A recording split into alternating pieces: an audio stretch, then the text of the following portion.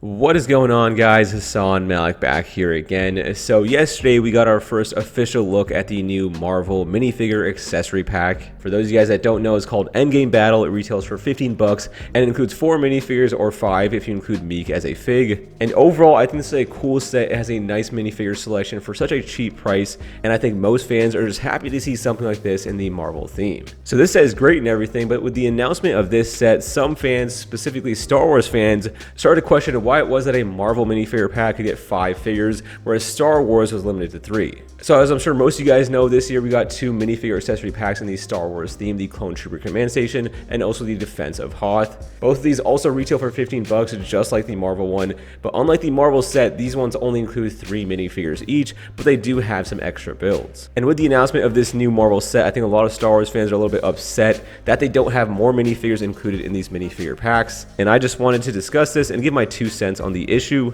So do I think it's unfair? Yeah, a little bit. As a Star Wars fan myself, I would love to see more minifigures included in these minifigure accessory packs. It does feel strange that at $15, LEGO can pack in at least 4 minifigures into these minifigure packs. And these figures are definitely far more complex than the Clone Troopers are. Just look at the builds for Korg, Meek, Thor, Valkyrie, and also the Chitauri Soldier. The printing is more complex. They use different molds. They are just more complex minifigures in general. So there's a lot more offered here with the Marvel theme, whereas Star Wars, it is a little bit lacking in terms of minifigs. I guess that's kind of made up with the builds, but the thing is, nobody's really buying these sets for the builds. The Clone Trooper Command Station one is just way too small and impractical.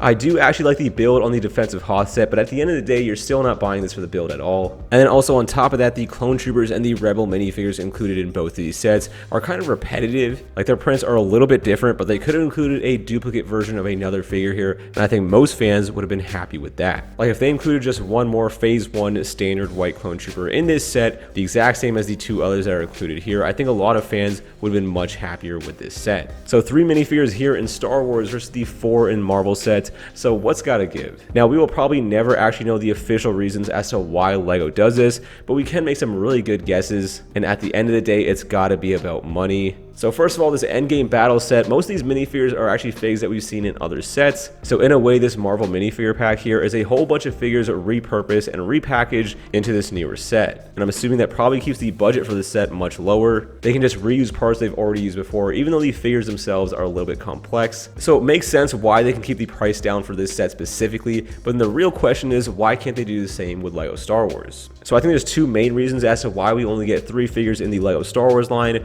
whereas we get 4 in Marvel. So the first reason is that this Marvel set is not really an army builder type of set. You're not going to really buy multiples of this to build up an army. Like, there's no real reason for you to want multiples of these characters beside the Chitauri Soldier. But these Star Wars sets here are made to be bought multiple times, and LEGO definitely knows this. So they're cashing into this heavy by giving us 1 less minifigure. That way you could buy multiples of them and therefore increasing LEGO's revenue. And from a business standpoint, that makes sense. There are going to be a lot less sales or multiple sales of this Endgame Battle set, whereas there would be a lot of people buying multiples of these Star Wars minifigure packs. So at the end of the day, it just means more money for LEGO, and why wouldn't LEGO do that? They are a business at the end of the day, and that's what businesses do. They make money. So that's reason 1 as to why I think there's less figs in these Star Wars sets. And the second reason here, I think, has to do more with Disney. So if you look at the price points for sets like this overall, so Marvel sets based on older movies versus Star Wars sets based on older movies as well, I'd say Star Wars sets definitely have the worst price points. Again, we can never really know officially because we'll never really see the actual licensing deals,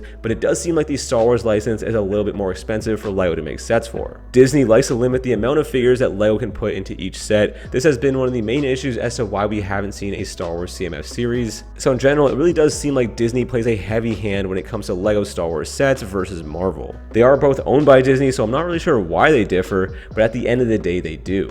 So yeah, I can't really give you an exact reason as to why these Star Wars sets have less, but my best guess says it's due to the fact that this Marvel set is not an army builder, whereas the Star Wars set is, and on top of that, you have Disney and their whole licensing deals. So would I like to see 4 figures included in these Star Wars sets? Obviously I would. When those sets were first revealed, that was my big takeaway from those sets. It really felt like they could have included more figures, like at least include some battle droids. I think that would have been very doable, but they didn't. They kept it at 3 minifigures for 15 bucks, and they also increased the price of battle packs, which include 4 minifigures, to 20 bucks. And to top it all off, Marvel is out here getting 5 characters in one $15 set. So yes, that definitely does sting as a Star Wars fan, but I can see why LEGO has made that decision. I may disagree with it and I would like to see things go differently, but at the end of the day, these are just toys and they're only worth what the customer is willing to pay for them. So make your voice heard with your wallet. So I wanted to make this video to address this topic and also to see what you guys think about this. Do you guys think it's unfair? What do you guys think are the reasons behind the decision? And as a LEGO Star Wars, Marvel, or just a LEGO fan in general, does this upset you? Whatever you guys are thinking about this set, make sure to let me know down in the comments below, guys. I am really curious to hear what you guys think. But I'll pretty much do it for this really quick video, guys, and I will catch you all in the next one. Peace.